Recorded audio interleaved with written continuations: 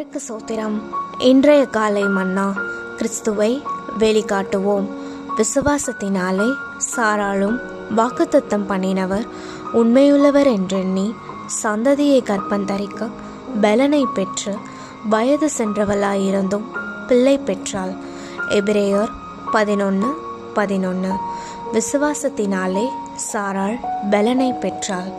ஆவிக்குரிய பிரகாரமாகவும் சரீர பிரகாரமாகவும் பலனடைய விசுவாசம் நமக்கு உதவி செய்கிறது. நாம் எங்கிருந்து பலனை பெற்றுக்கொள்ள வேண்டும்? தேவனிடமிருந்தே. என்னை பலப்படுத்துகிற கிறிஸ்துவினாலே எல்லாவற்றையும் செய்ய எனக்கு பலன் உண்டு என அப்போஸ்தலர் பவுல் கூறுகிறார். தேவனுடைய சித்தத்தை செய்ய கெத்செமனே தோட்டத்தில் கர்த்தராகிய இயேசு தம்மை அர்ப்பணித்த போது ஒரு தேவதூதன் தோன்றி அவரை பலப்படுத்தினான். சாராள் ஒரு சந்ததியை கற்பந்தரிக்க பலனடைந்தாள். ஆவிக்குரிய ஜீவியத்தில் கனி உள்ளவர்களாயிருக்க தேவன் நம்மை பலப்படுத்துகிறார். எவ்வளவு அதிகமாக நாம் விசுவாசத்தை பெறுகிறோமோ அவ்வளவு அதிகமாக நாம் தேவனுக்கென்று கனி கொடுக்கிறவர்களாயிருப்போம். சாராளின் இந்த சந்ததி கிறிஸ்துவையும் குறிக்கிறது.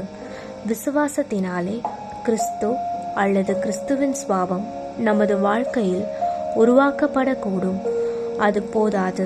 சாராள் கற்பந்தரிந்து ஒரு பிள்ளையை பெற்றால் கிறிஸ்து அல்லது கிறிஸ்துவின் சுபாவம் நமக்குள் உருவாக்கப்படுவது மாத்திரமன்றி மற்றவர்களும் கிறிஸ்துவிடம் கவர்ந்தெழுக்கப்படும்படியாக அது வெளி உலகுக்கு வெளிப்படுத்தப்படவும் வேண்டும்.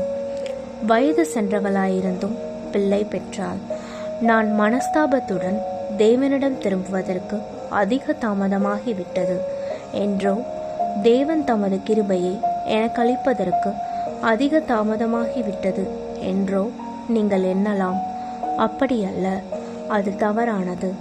கிறிஸ்துவின் சுபாவம் உங்களில் உருவாகவும் தேவநாம மகிமைக்காக அது உலகுக்கு வெளிப்படவும் முடியாதபடி காலம் இன்னும் அதிக தாமதமாகி விடவில்லை.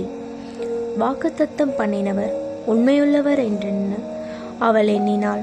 சாராள் தன் சரீரத்தின் நிலவரத்தையும் தன் புருஷனின் சரீரத்தின் நிலவரத்தையும் பார்த்தபோது ஒரு சந்ததியை பெறுவது சாத்தியமற்றது போல அவளுக்கு தோன்றிய போதிலும் தேவன் வாக்குத்தத்தம் பண்ணினதை நிறைவேற்ற உண்மையுள்ளவர் என அவள் எண்ணினாள்.